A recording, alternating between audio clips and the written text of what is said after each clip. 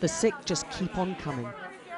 There's no let-up at the epicentre of this outbreak. Every corner's crammed with patients, and it's moved at a frightening pace in just a matter of weeks. The virus, which originated in Wuhan, has spread to every region of China.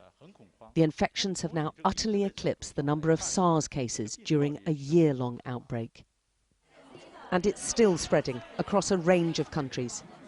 The doctors at Ground Zero and those dealing with victims around the world are coping with an international crisis, crying out for international action.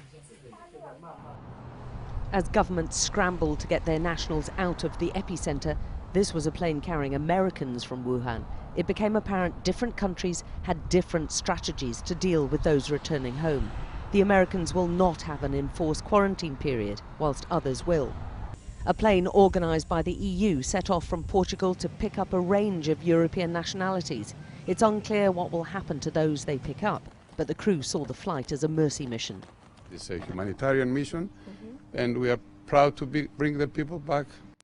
It could be any of our families, you know, stranded there, so it's important that these European people come back. As that plane left, hundreds of stranded Britons were being told they'll be flown out now on Friday, ending days of confusion and concern. They face a fortnight in quarantine on return.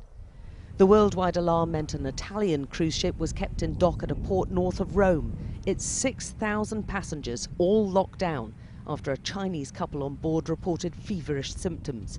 They finally tested negative for coronavirus.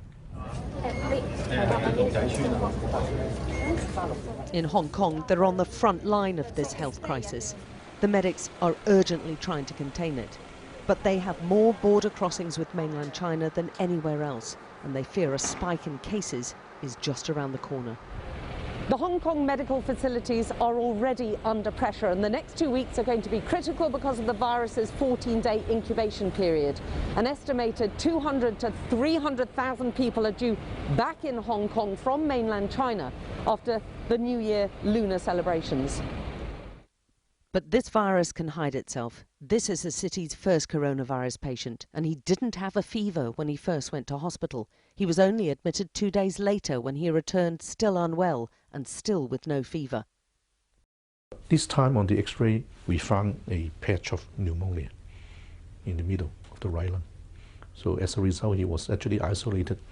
The doctor who first treated him is both health advisor to the world body and to Hong Kong's chief executive. He forewarned of a global emergency, and a lot of it is because this is a new deadly virus. Well, there are a lot of unknowns about this new virus. How is it transmitted? Now, we can only assume this is through respiratory droplets and contact with the droplets. But the source of animal, we have no idea what it is. Okay. So if you don't know the source, it makes it difficult.